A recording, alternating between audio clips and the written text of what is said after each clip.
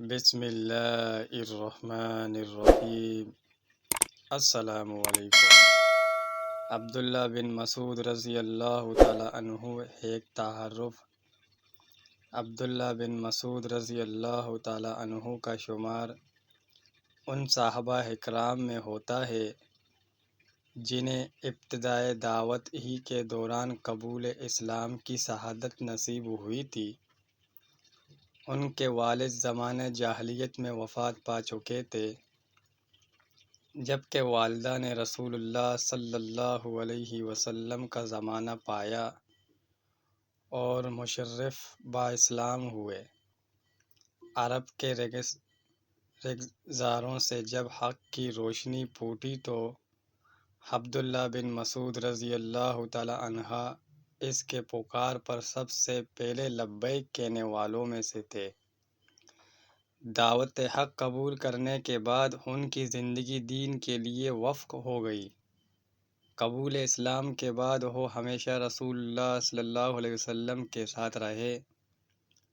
قربت نبوی کا عالم یہ تھا کہ نبی کریم صلی اللہ علیہ وسلم کی مسواک اور نالین مبارک ان کے پاس رکھے ہوا کرتے تھے۔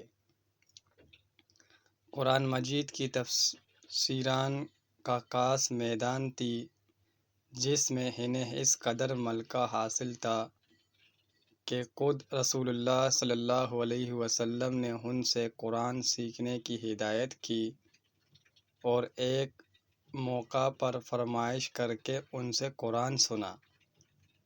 عبداللہ بن عمر بن العاص رضی اللہ تعالیٰ عنہ کہتے ہیں، میں نے جب سے نبی صلی اللہ علیہ وسلم کو یہ فرماتے ہوئے سنا ہے کہ 4 اشخاص سے قرآن سیکھو، اور وہ 4 آدمی یہ ہیں: عبداللہ بن مسعود، سالم محاذ اور ابی بن کعب رضی اللہ تعالیٰ عنہم، تب سے میں عبداللہ بن مسعود رضی اللہ تعالیٰ عنہ سے محبت کرتا ہوں۔ کیا ہی عظیم مقام ہے! کسی مفسر کا تزکیہ دوسرے علماء کرتے ہیں۔ کوئی اپنی سند اور سرٹیفکیٹ کی وجہ سے عالم سمجھا جاتا ہے، لیکن اس صحابی کا مقام کتنا بلند ہوگا جس کی قرآن فہمی کی گواہی خود زبان رسالت نے دی ہے۔ عبداللہ رضی اللہ تعالیٰ عنہ خود بھی تحدیث نعمت کے طور پر اس کا اظہار کیا کرتے تھے۔ صحیح البخاری میں ان کا قول نقل کیا گیا ہے کہ اللہ کی قسم، نبی صلی اللہ علیہ وسلم کے صحابہ جانتے ہیں کہ میں ان میں سب سے زیادہ کتاب اللہ کو جاننے والا ہوں۔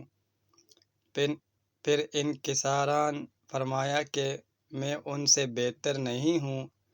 ایک دفعہ اپنے ساتھیوں سے مخاطب ہو کر فرمایا، اللہ کی قسم جس کے کوئی معبود نہیں، برحق نہیں، کتاب اللہ کی کوئی آیت ایسی نہیں ہے جس کے متعلق میں نہ جانتا ہوں کہ وہ کہاں نازل ہوئی، اور کوئی آیت ایسی نہیں ہے جس کے متعلق میں نہ جانتا ہوں کہ وہ کس بارے میں نازل ہوئی، اور اگر مجھے کسی ایسے شخص کا پتہ ہوتا جو کتاب اللہ کا مجھ سے زیادہ علم رکھتا ہے تو میں اس تک ضرور پہنچتا، بشرطیہ اونٹ سواری وہاں تک جا سکتی ہو۔ امیر المومنین علی بن ابی طالب رضی اللہ تعالیٰ عنہ کے سامنے ان کا ذکر کیا گیا تو انہوں نے فرمایا، قرآن اور سنت کا علم اس شخص پر ختم ہو جاتا ہے۔ عبداللہ بن مسعود رضی اللہ تعالیٰ عنہ ان 3 صحابہ میں سے تھے جن کا فتویٰ ان کے شاگردوں اور حلقہ تدریس کے ذریعے عام ہو کر فوراً لوگوں کی زندگیوں میں جاری و ساری ہو جایا کرتا تھا۔ باقی 2 صحابی زید بن ثابت اور عبداللہ بن عباس رضی اللہ تعالیٰ عنہما ہیں۔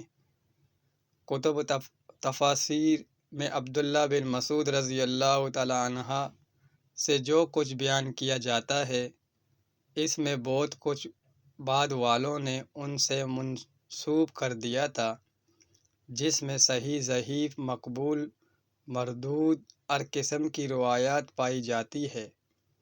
اس امت پر اللہ تعالیٰ کے احسانات میں سے ایک احسان یہ ہے کہ اس نے حائمہ حدیث کی صورت میں ہر زمانے میں ایسے لوگ کھڑے کیے جنہوں نے صحیح کو ضعیف سے اور مقبول کو مردود سے الگ کر کے دکھایا، چنانچہ ملاوٹ کرنے والے نامراد ہوئے اور اللہ تعالیٰ نے اپنے فضل سے اس علم کی حفاظت فرمائی۔